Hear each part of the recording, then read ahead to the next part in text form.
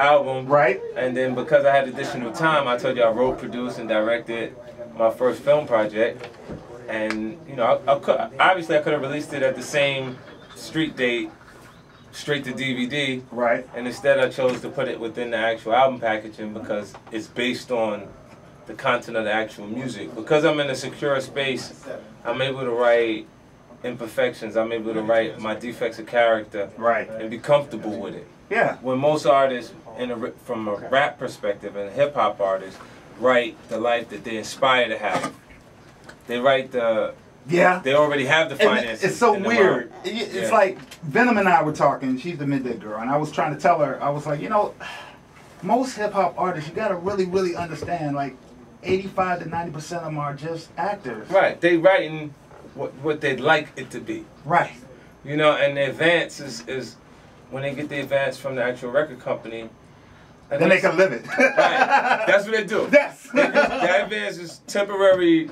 The temporary transition, it gets you the costume for the act. Right. It gets you you can lease the car, you can get your own place temporarily, and then if you do the right thing in between the first few months that you're there, right, you can have something going and be moving around picking up some more money until they're actually ready to launch you. You know, but that's the process. And then from my perspective, because I have what comes with being successful as an actual artist, I chose to focus more on the struggle and how far I've came. You know, and that goes, and again, we were talking off scene, and it's not, I don't have a problem, and I don't like using that word, but I'm like, damn, man, like, why didn't you say that first? We were talking about, like, a lot of stuff that you did, it was for a reason, it was justified by a good explanation. Right. Just like your man down in Nashville, I did not know till after, and I heard in another interview, like, you gave all this money, kept giving money. Dude is going out buying cars after cars after cars. Totally. And like in the Buck case, he's impulsive.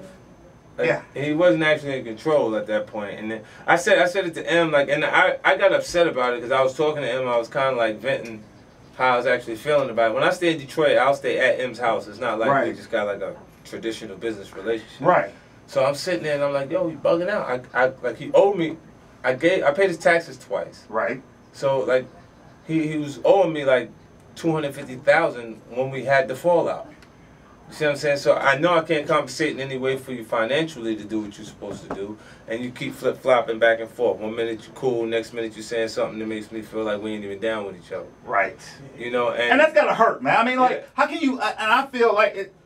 I can't put myself in your shoes, but I can see things through your eyes as I get the information. He came from a completely different space. Like Juvie, when I met Buck, he was on a tour bus with Juvie. Right. With Juvenile. He was originally signed to Cash Money. Right. With UTP. When Juvie was trying to move away from Cash Money. Right. And what happened at that point is he wasn't even allowed to touch the stereo without permission at that point. You know what I'm saying? That was what Juvie was, yo, don't touch my stuff, man. Right. Like, and he had the, Stepchild. yo, could I play my, you know, like play his song? And I thought he was cool, and I was like, yo, if things don't work out and things go right for me, I'll get back with you. Right. Juvie actually left him in Vegas. In Las Vegas. They was out, well, no, in L.A. He was out there because Juvie just left him. He was going to do a deal with Suge, Juvenile, and then ran out at the last minute, decided he wasn't going to do it, and just broke out and left him in L.A. in the hotel. She'll come back to the hotel looking for Juvie, all of them sitting in there like, I don't know. He done broke out. He was kind of, you know what is he scared? He was kind of scared that Juvie had issues with Baby and was going to somebody that he knew wouldn't be afraid of Baby, but he just didn't decide to go with Suge either.